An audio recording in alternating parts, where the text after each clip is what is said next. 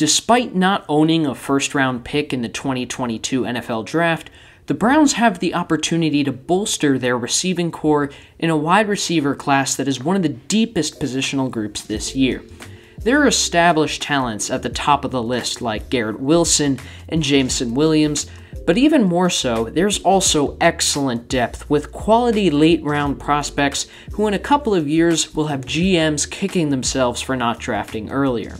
In this video, I'll go over 3 under-the-radar wide receiver prospects projected to go in the later rounds of the draft, who I believe could become future stars in the NFL.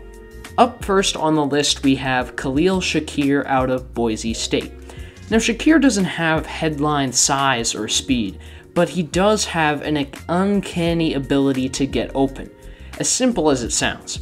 Shakir has a low center of gravity, which allows him to make very sudden cuts. He's fluid and crisp in his routes, and can run anything in the route tree you want him to. He possesses the quickness and footwork to separate on in-breaking routes like dig routes over the middle against agile slot cornerbacks, and he can also sink his hips and stop on a dime in condensed space while fighting through physical man coverage on the outside. For a college prospect, Shakir is tremendously technically refined as a route runner.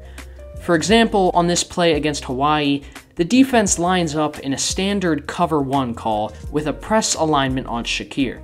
When the ball is snapped, the corner gives a quick jab to Shakir's chest to try to throw off the timing of his route. But in Shakir's case, he instinctively swipes the corner's hands away to defeat the press coverage.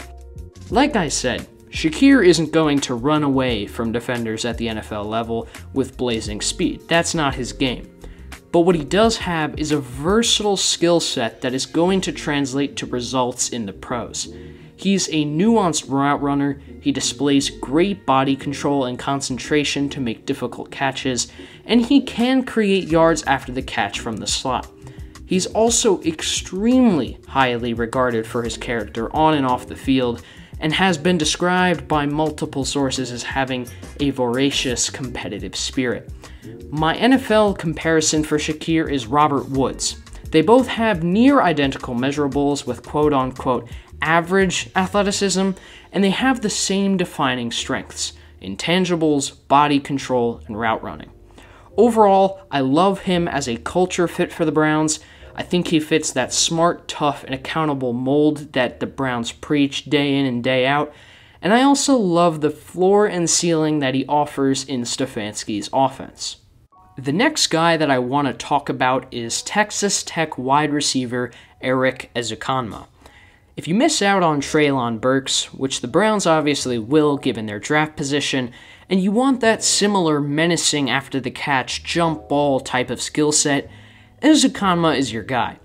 He's 6'3", 220, and has 33.5-inch arms, which is tied for the second longest wingspan among wide receiver prospects in the draft with, you guessed it, Treylon Burks.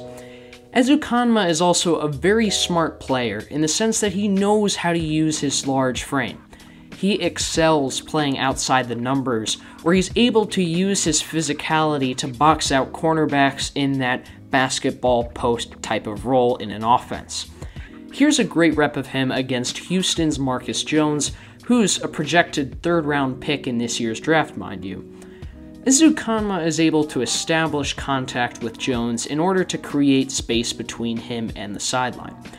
Sometimes receivers can be too passive against tight man coverage and allow the cornerback to drape all over them and disrupt their route.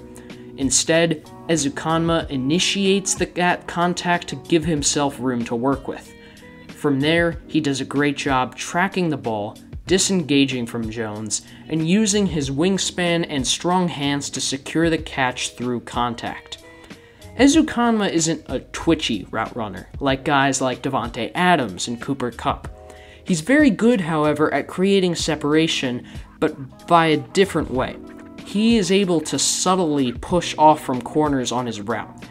You could honestly make the case that he commits offensive pass interference on every play, but it's just not going to get called because of how well he conceals his physical playstyle.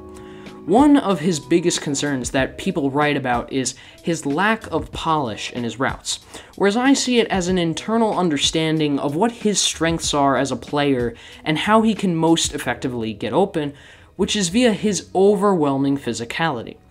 Ezukanma is also a very underrated yards after the catch threat, and despite only running a 4.55 40, his film shows a much more explosive player.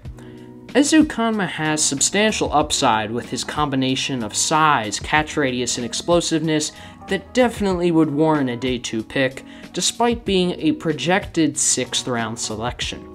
The last receiver that I want to cover is UCLA's Kyle Phillips. I'll start off by saying that Phillips' versatility is pretty limited. He played almost entirely in the slot at UCLA, and I'm just not sure how well a 5'11", 189-pound receiver with below-average arm length is going to fare against physical press coverage on the outside in the NFL. However, Phillips is one of the most polished route runners in this entire class. He's run every single route you can think of in the playbook, and he emulates countless techniques to keep cornerbacks on their toes. He shows a complex understanding of how to manipulate defenders' alignment against various coverage techniques, and he'll elude top cornerbacks on a regular basis. In fact, he beat Derek Stingley, who's a generational cornerback prospect, for a touchdown in 2021. Now, I want to walk through this play in detail. Phillips is lined up in the slot and is running an over route, while LSU is playing off-man coverage across the board with a single high safety.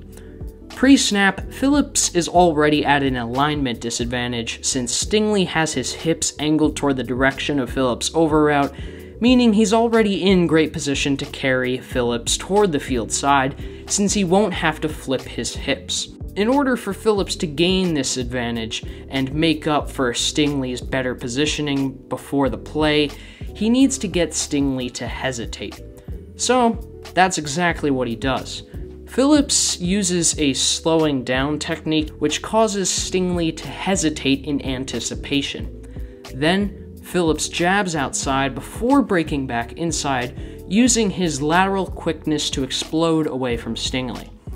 It may seem trivial, but to Phillips, triggering that slight moment of doubt in opposing cornerbacks is the difference between an incomplete pass and a 45-yard touchdown that you see on this play.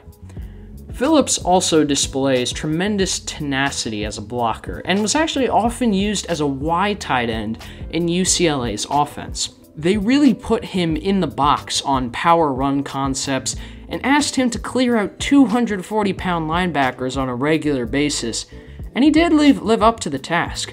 I mean, that's eerily similar to what Cooper Kupp's role is in Sean McVay's offense. Now, I'm not calling Kyle Phillips Cooper Kupp, but he does have a eerily similar skill set. He has that same short area juice to create immediate separation from the slot. He has an intuitive feel for finding holes in zone coverage. He's an excellent blocker, and he also poses legitimate danger after the catch. Now, the only downside is that Phillips will be 23 by week 1 of the NFL season, which is considered old by Browns standards. They like to draft young players, they emphasize age so they can get that second contract, but if he's able to fall a little bit, he could develop into the long-term slot option, especially with the Browns' run-oriented offense. In the last 3 years alone, there have been true superstar wide receivers taken in the 3rd round or later. Deontay Johnson, Hunter Renfrow, Terry McLaurin, DK Metcalf. I mean, the list goes on and on. Not to mention guys that have been taken in the 2nd round like Deebo Samuel, T. Higgins, and Michael Pittman that were left out of the 1st round entirely. I mean, there are a lot of guys that have become NFL superstars. I have no doubt that there are also future superstars in this year's draft as well. Maybe in 3 years this video looks stupid, but in my opinion, Khalil Shakir, Erik Ezukanma, and Kyle Phillips all have a good shot to become productive NFL starters despite being mocked in the later rounds of the draft. So, there's my sales pitch. Andrew Berry, your move.